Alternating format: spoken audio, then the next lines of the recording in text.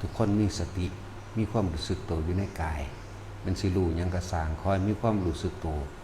อยู่ในกายเป็นที่ตั้งเป็นพื้นฐานเป็นฐานที่ตั้งแห่งจิตคำว่ารู้มันสิรู้หยังก็สร้างอาจจะบางคนอาจจะรู้เห็นสิ่งแปลกประหลาดสิ่งลึกลับจะเป็นรู้เห็นเทวดาอินพรหมพญานาคหรือหยังก็แล้วแต่สวรรค์นรกหยังก็แล้วแต่การเห็นสิ่งเหล่านี้ขอให้มีความรู้สึกตัวไปกับการเห็นการรู้ก็เหมือนกันการได้กลิ่นก็เหมือนกันขอให้มีความรู้สึกตัวไปพร้อมกันกับการเห็นการรู้นั่นแหละจึงว่าเอาตัวนี้เป็นตัวรับประกันตัวเองไว้ว่าบนนี้ออกจากกายคำว่าหนีออกจากกายหมายถึงว่าเอาความคิดไปยึดไปติดไปพิจารณากับสิ่งที่เห็นโดยภายนอกก็คือเฮาเห็นกันอยู่เดียวนี้แหละผู้คนผู้นั้นคนผู้นี้เสียงรถเสียงเพลงเสียงนั้นเสียงนี้เฮาสิเอาความคิดไปตึกไปตองอยู่กับคนที่เห็นบุคคลสัตว์สิ่งของอันอื่นที่ตาเฮาเห็นหูเฮาได้ยินนี่ความรู้สึกเลยออกจากกายพบเลยไปพบก็คือความรู้สึกที่มันไปมีความรู้สึกพอใจมั่งบ่พอใจมั่งอยู่กับเขาอยู่กับสิ่งที่เห็นนั่นแหละ จังว่าการสิรู้การที่เห็นหยังกระสร้างสิ่งลึกลับแปลกประหลาดทั้งหลายโยกสั้นทรายยังแล้วแต่ขอให้มีฐานที่ตั้งแห่งจิตเป็นตัวประกันตัวเองไว้รู้สึกโตจุดใดจุดหนึ่งยังว่าอย่างที่เฮาให้มันเป็นฐานที่ตั้งแห่งจิตเป็นจุดแรกนั่นแหละมาภาคมั่งกลางหัวมั่งกลางอกมั่งก็แล้วแต่นี่คือเป็นขันต่อไปดอกแต่จุดเริ่มต้นแรกขอให้อยู่ในระหว่างกลางหน้าผาก ถ้าเฮาหนีใส่ความรู้สึกหรือคำว่าหนีแปลว่าความคิดถ้าเฮาความคิดของเฮาไปนึกถึงบุคคลต่างๆที่เฮาหูจักมาแล้วมันสิจินตนาการและปรุงแต่งความรู้สึกตัวนี้สิหนีออกจากกายทันทีเลยนั่นแหละพบเกิดทันทีเลยคือกันอาจจะเปรียบอีกนึงก็สมัยเก่าโบราณก็มีอยู่ภิกษุองค์หนึ่งเพิ่นติดความสงบสงบแบบบ่รับรู้อันอื่นบ่รับรู้อันอื่นสงบนิ่งหรือว่าว่างในความว่างของเราคือว่างโดยเจตนาว่างโดยเจาะจงนะว่างรู้สึกสงบว่างอยู่อย่างสั่นหมู่เพื่อนภิกษุอีกองค์หนึ่งพยายามเตือนว่าให้ท่านถอยออกมาจากความสงบจากจุดนั้นให้ท่านถอยออกมาเพิ่นก็บ่ฟังเด้นั่นแหละเมื่อออกจากสมาธิตัวนั้นออกจากความสงบตัวนั้นแล้วภิกษุอีกองค์หนึ่งพึงเป็นหมู่สหธรรมิกกันเพิ่นนั่งอยู่ในสระขอบสระบัวอีกองค์หนึ่งเพิ่นก็มีฤทธิ์อภิญญาแน่เพิ่นก็เลยเนรมิตมโนมยฤทธิ์ใส่การเนรมิตเอาเฮ็ดให้เป็นผู้หญิงงามฟ้อนอยู่ในระหว่างดอกบัวความคิดของภิกษุอีกองค์นี้เพื่อคิดออกหารูปกายสติอันนั้นเข้าใจว่าความคิดนี่ออกไปแล้วนะความคิดออกไปนึกไปปรุงไปแต่งกับรูปผู้หญิงนั้นเกิดราคะอารมณ์ความรู้สึกเกิดมีความยินดีพอใจกับรูปผู้หญิงที่ฟ้อนล่ำนั้นไปปรุงไปแต่งแล้วไปสวยงามแล้วนั่นแหละเพิ่นจึงรู้สึกตัวว่าอ๋อภิกษุอีกหมู่พลก็ว่าท่านจงกลับมาเถิดคำว่ากลับมาเนี่ยเอาความคิดกลับมาอยู่ในกายในความรู้สึกในกายนั่นแหละเพียงแต่ว่าเพิ่นถอยออกมาอยู่ใน1หรือ2 3แค่นั้นเองก็สิเห็นไปพร้อมความรู้สึกอยู่ในกายเพราะว่าความคิดบ่ออกความคิดเนี่ยบ่ออกไปคิดกับรูปภาพที่เห็นนี่ก็คือตัวอย่างหนึ่งอีกอย่างหนึ่งเฮาก็เคยเป็นอยู่แล้วสงบเพิ่มอำนาจสมาธิพาไปหูเห็นนั่นทันทีแล้วก็บ่รู้สึกโตไปเรื่อยๆเลยคือออกมาจังเบาได้เพิ่มเวลาใดไปเลยนี่เป็นอาจจะเปรียบเทียบกับคือกันนั่นแหละทรงไปสนุกสนานไปเพลิดไปเพลินกับรูปนิมิตภายนอกแต่ว่าบ่มีความรู้สึกตัว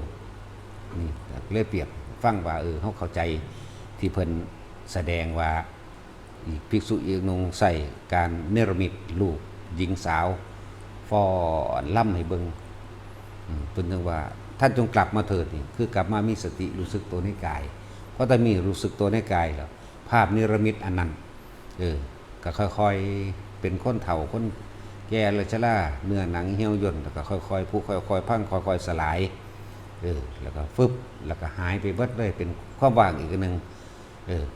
บ่ควรเข้าไปยึดมั่นถือมั่นในสิ่งทั้งหลายทั้งปวงที่หูที่เห็น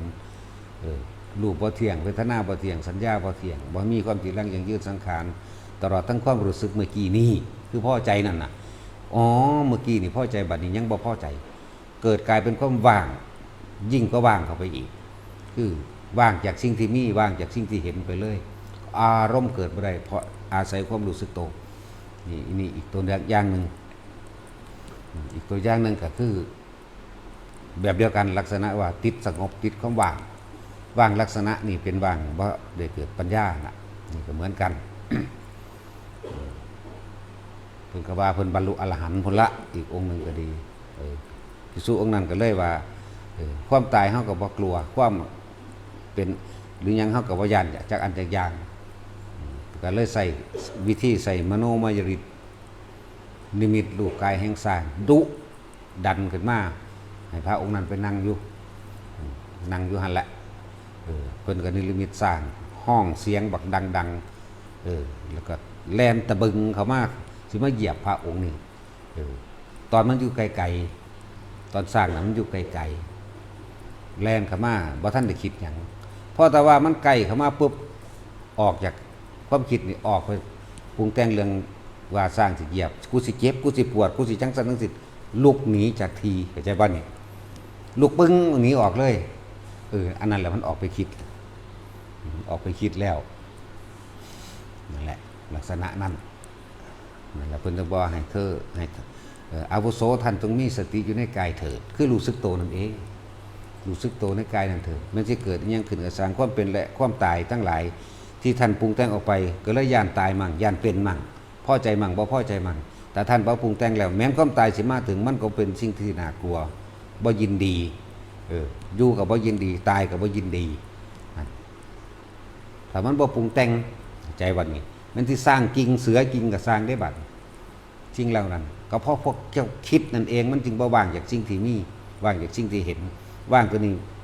คือมันเห็นพระไตรลักษณ์มาพอแห้งแล้วแต่ว่าเขาไปติดสงบซื่อๆมันสิเสือกิ่งสร้างกิ่งก็สร้างปล่อยเลยเขาจะสิปล่อยเลยถ้าถึงครามันก็เป็นตายแต่บ่ถึงคราองค์แห่งฌานสมาบัตินั่นก็รักษาเองดอกนั่นแหละจังว่าเน้น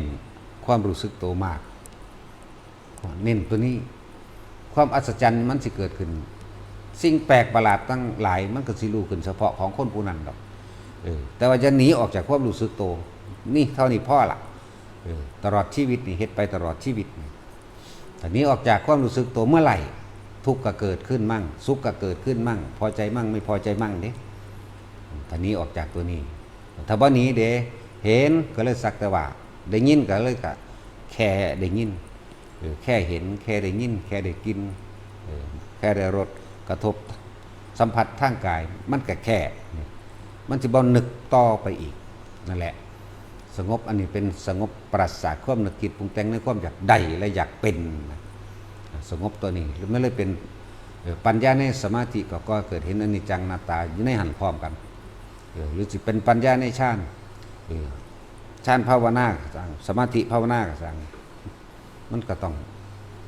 งมีต้องมีเห็นตามความเป็นจริงว่ามันก็เกิดดับคือมันบ่แสอยู่จังสั่นแล้วก็มันบ่เป็นไปดังใจที่เฮาอยากให้เป็นนะ